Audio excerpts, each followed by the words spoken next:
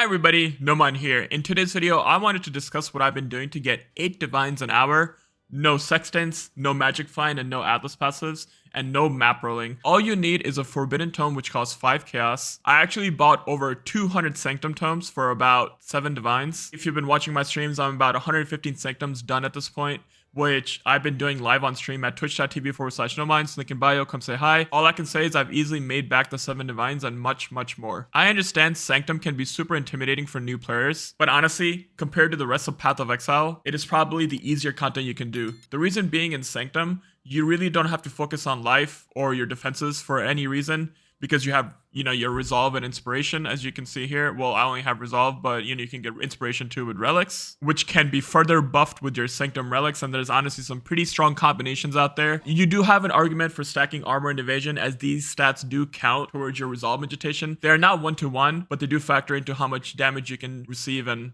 dodge. And I already know some people who are going to be like, oh, you have a mage blood, oh, you have relic hushes and patience and all that. I understand these are definitely pricey items, but I'm here to tell you that these things are absolutely not mandatory. You'll just move a little slower. Again, in sanctum, since you don't have to focus on building a lot of defenses, you can focus your passive tree to be way more offensive, as well as your itemization for your character. I'll have the POV for this character in the description, but you can take a lot of these items out and substitute them, probably doing more damage, honestly. You can also just be an inquisitor and probably do double the damage that I'm doing right here. Also, guys, the thing about sanctum that it's super amazing XP. I think I started doing my 200 sanctum challenge when this character was level 85. As you can see, I'm level 99 right now, and I'm halfway towards level 100. You could probably start sanctum way earlier than level 85 and level just fine, just completely in sanctum. And I understand there is definitely a learning curve to sanctums, guys. You can check out my VODs from my Twitch channel or my sanctum guide I posted on this YouTube channel last week to get a feel for what you will be expecting in sanctum. But I'm confident if you practice it enough, it will definitely get a lot easier. And honestly, 5 chaos for a forbidden tome is definitely an easy price to pay. And look at all these returns you can get. There's also like the raw divine orbs that you can get. And again, if you look at my stash tab here,